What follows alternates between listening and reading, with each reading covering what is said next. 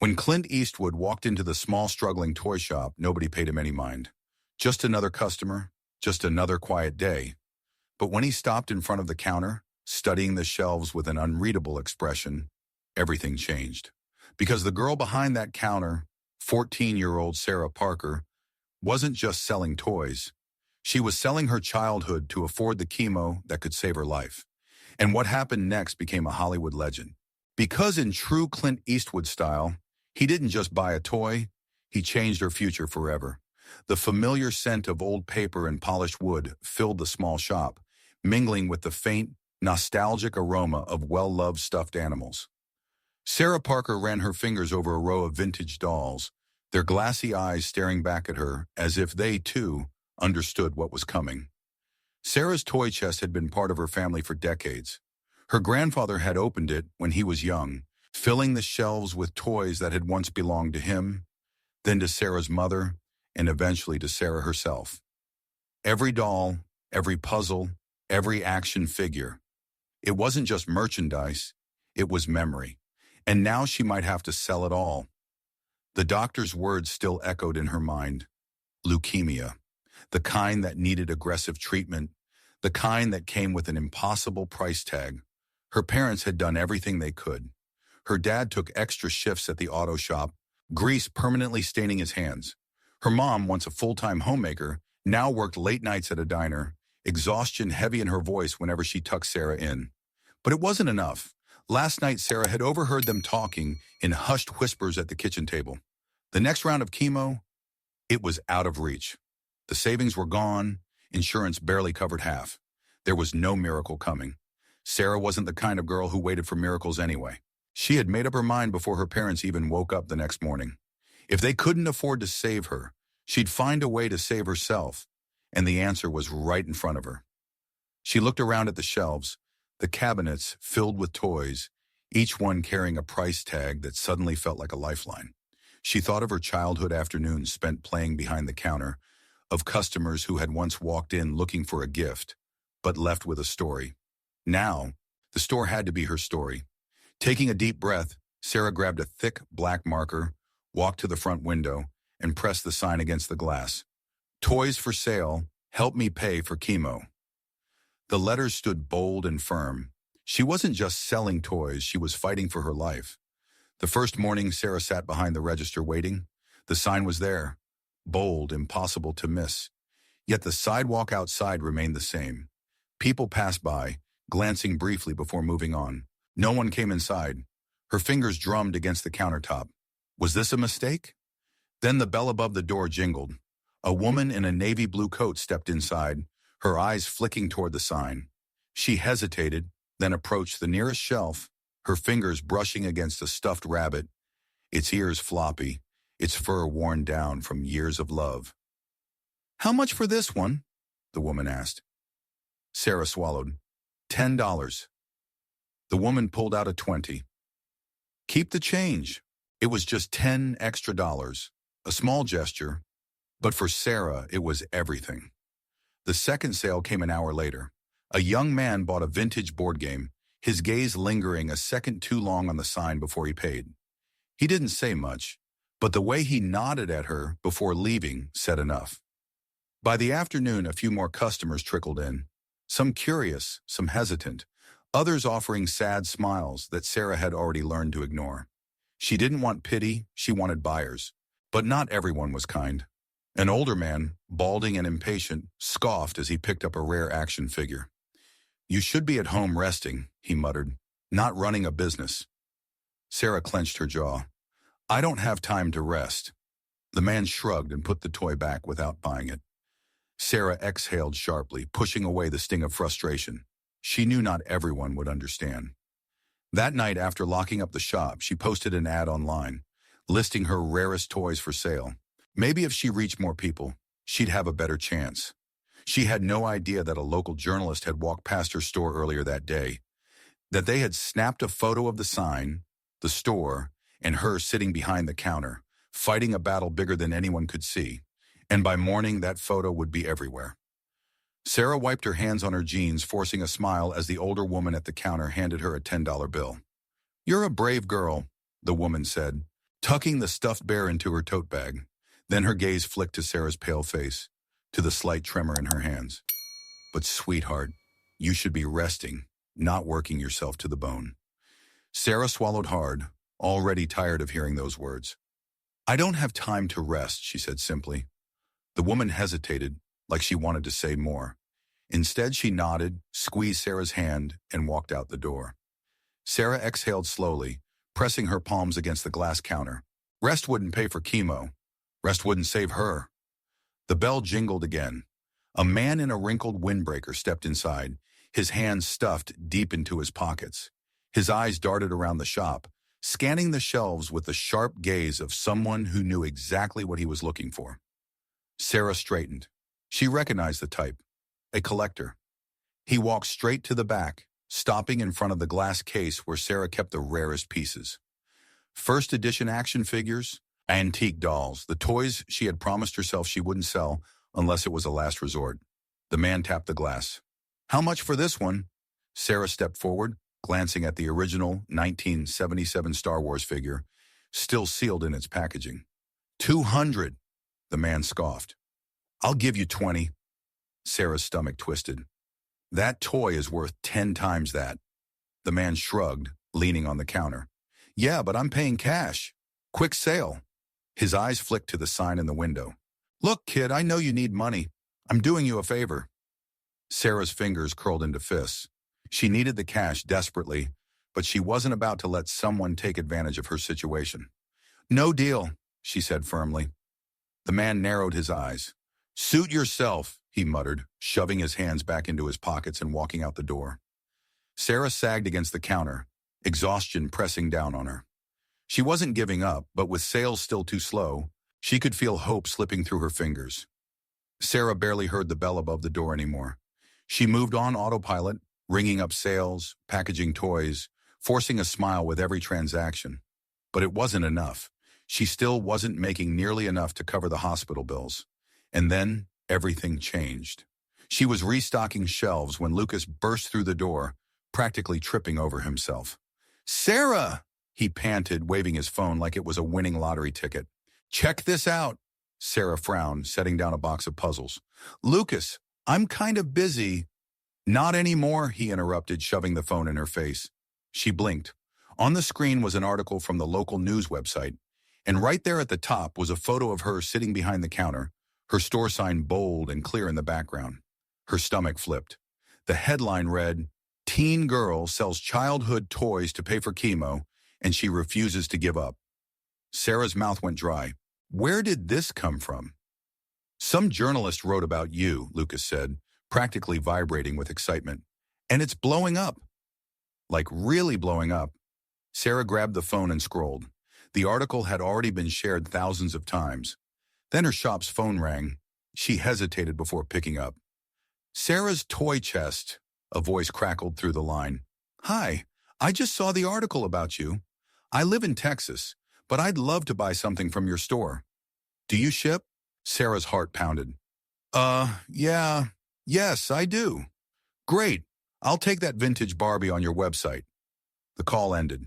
Sarah barely had time to process it before another notification popped up. Then another. Orders started flooding in. People were emailing, messaging, from different states, even different countries. Some bought toys, others just wanted to help. Lucas grabbed a roll of packing tape. Looks like we've got work to do. Sarah barely breathed as she scribbled handwritten thank you notes for each package, packing them with the care of someone who understood what every sale meant. For the first time in weeks, she felt like she might actually have a chance. But what she didn't know was that her story had just reached Hollywood. The coffee shop was quiet except for the soft hum of conversation and the occasional clatter of cups being set down. Clint Eastwood sat at his usual corner table, flipping through news articles on his tablet, barely paying attention. Most stories these days didn't interest him. Too much noise, too little heart. Then something caught his eye, a headline buried beneath the usual Hollywood gossip and political debates. Teen girl sells childhood toys to afford cancer treatment. Clint frowned, tapping the article. The screen shifted, revealing a photo of a young girl sitting behind the counter of a small, cluttered toy store. Her small, pale frame looked too fragile for someone so young, but there was something in her expression, a quiet kind of determination. The kind that only comes from fighting battles no kid should have to fight. He read the article in silence. Her name was Sarah Parker, 14 years old, diagnosed with leukemia. Instead of asking for charity, she was selling off every piece of her childhood to pay for chemo. Clint leaned back in his chair, setting his tablet down. Something about her reminded him of himself. The nights he spent sleeping in his car before he made it in Hollywood, the days working brutal jobs just to keep food on the table, the feeling of scraping by, of knowing you had no choice but to fight for your future. He exhaled slowly, running a hand over his chin. This kid, she wasn't just selling toys, she was selling pieces of her life to survive. Clint's jaw tightened. He picked up his phone. The call was answered on the second ring. "Hey," he said, his voice low and steady. "I need you to find someone for me." A pause. "Sarah Parker," Clint said. "Find her number. I've got an idea." The store was quiet except for the steady sound of packing tape being torn and boxes being stacked. Sarah was exhausted. She had been working late, fulfilling orders from all over the country. Her arms were sore from wrapping packages, her hands aching from writing thank you notes. But she didn't care. Every toy that left the store meant she was one step closer. The bell above the door jingled. Another customer. Sarah didn't even look up. "I'll be right with you," she called out, finishing up an address label. Then a voice, a deep, gravelly voice. "Got anything good in stock?" Sarah froze. Something about that voice sent a chill down her spine. Not fear, but recognition. Slowly, she looked up, her breath catching in her throat. Standing in the doorway, wearing a black leather jacket, rugged jeans, and that unmistakable stare, was Clint freaking Eastwood. Her mouth went dry. The silence stretched between them. Clint took a slow step forward, his piercing blue eyes scanning the shop, taking in the shelves lined with toys, the carefully labeled packages on the counter. He picked up a small vintage car, turning it over in his hands. Then with a smirk, he looked straight at her. "So, kid," he said, "you running this whole place by yourself?" Sarah swallowed hard, trying to find her voice.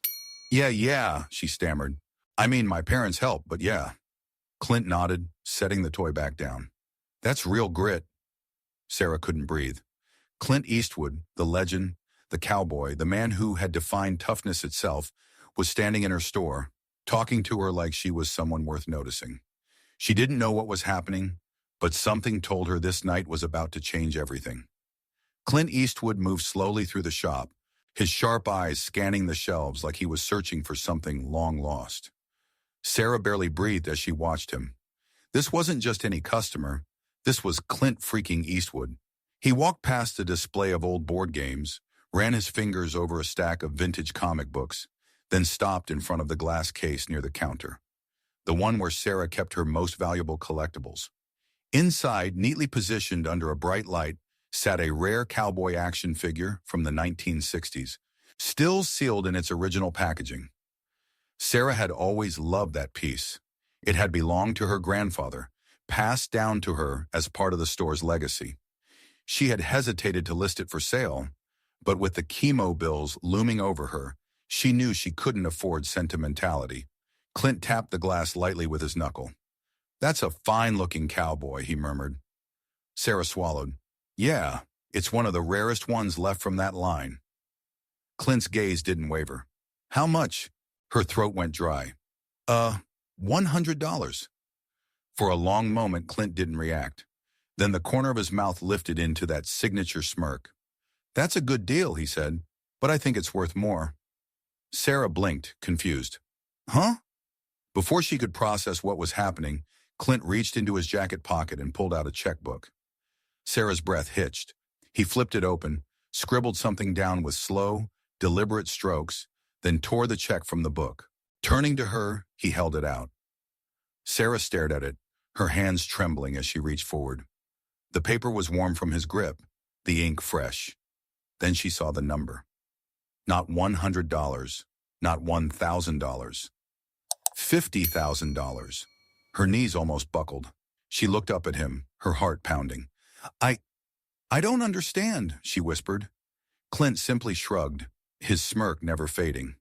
Figured that cowboy was worth a little extra, he said. Sarah couldn't move, couldn't speak, because in one single moment, her entire world had just changed. The store was dead silent. A woman browsing in the corner gasped. A young boy clutching a teddy bear stared with wide eyes. Even Lucas, who had just walked in from the back room, dropped the stack of boxes he was carrying. Everyone had seen it. Everyone had seen Clint Eastwood casually hand Sarah Parker a check for $50,000. Sarah's fingers tightened around the paper, her breath coming in short, uneven bursts. I can't take this, she whispered, shaking her head in disbelief. Clint didn't move. It's not charity, he said, his voice calm but firm. I'm just buying a toy from a kid who doesn't back down. Sarah swallowed hard, tears burning the back of her eyes. All the long nights, the exhaustion, the fear of not making it. It all came crashing into her at once. She had fought so hard, but she had never expected this. The bystander closest to the counter had his phone raised, camera rolling. The whole thing had been caught on video. The moment Clint Eastwood stepped into a struggling toy store and changed a girl's life. And within hours, that video was everywhere. It started small, one post on social media, then another. Within minutes, thousands of people were sharing it. Within hours, millions were watching. The headlines spread like wildfire. Hollywood legend Clint Eastwood walks into a toy store. What he does next will leave you speechless. Sarah's phone buzzed relentlessly. Her inbox flooded. People weren't just watching the moment unfold. They wanted to be a part of it. Orders poured in. Customers from all over the world wanted to buy toys, support the store, help Sarah fight. Her story had gone from a small local article to something unstoppable. And as she stood there still holding that check, still processing what had just happened, she knew one thing for sure. This was only the beginning. Sarah barely had time to process what had happened before her world exploded. The video of Clint Eastwood handing her that check had gone viral overnight. By the next morning, her phone was buzzing nonstop. Messages, emails, notifications, more than she had ever seen in her life. Lucas ran into the store panting. Sarah, check your website. She grabbed her laptop and clicked. Her online shop, which had barely made sales before, was flooded with orders. Collectors wanted vintage toys. Parents wanted gifts for their kids. Strangers, people from different states, different countries, just wanted to support her. Look at this, Lucas said, spinning his phone around. Sarah's eyes widened. Her GoFundMe page had skyrocketed overnight. Thousands of donations pouring in. People weren't just buying toys, they were sending money just to help her survive. Her hands trembled as she read the comments. Saw your story, sending love from Canada. Keep fighting, Sarah. Just lost my dad to cancer. You're an inspiration. Stay strong. Bought a toy for my nephew, but really I just wanted to be part of something this incredible. Sarah pressed a hand over her mouth. This wasn't just about her anymore. Her story had turned into something bigger. The toy store, once struggling to survive, was busier than ever. Customers lined up outside the door, waiting for a chance to shop, to meet the girl who had captured the world's heart. And then, just when Sarah thought things couldn't get crazier, one last surprise arrived. A black SUV pulled up outside the store. Lucas peeked through the blinds. Sarah, you might want to see this. A man in a suit stepped out, holding an envelope. He walked straight into the store and up to the counter, placing it gently in front of Sarah. This is from Mr. Eastwood, he said. He wanted to make sure you got it personally. Sarah's heart nearly stopped. Clint had already changed her life. What could possibly be inside this envelope? She picked it up, her fingers trembling. She wasn't sure she was ready for whatever came next. It took Sarah a full minute to gather the courage to open the envelope. The store was quiet now. Lucas, her parents, even the customers who had been browsing, all watched in silence. She carefully unfolded the letter, her breath catching. The paper was thick, the ink bold, and at the very top, scrolled in handwritten script, was a name she would never forget. Clint Eastwood. Her hands shook as she read the words. Sarah, I've met a lot of tough people in my life, but you're one of the strongest. Keep fighting. Clint Eastwood. Sarah's vision blurred with tears. She pressed the letter to her chest, holding it tight like it was the most valuable thing she'd ever owned. Because in a way, it was. It wasn't about the money. It wasn't about the fame. It was about someone like Clint Eastwood. Someone who had fought his own battles, faced his own struggles, telling her that she was strong. She swallowed hard and looked up at her parents. "I want to frame it," she whispered, and she did.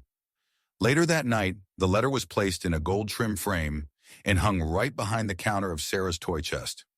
Customers would see it, kids would read it, and every time Sarah looked up, she'd remember. This wasn't just a moment. This was a legend in the making.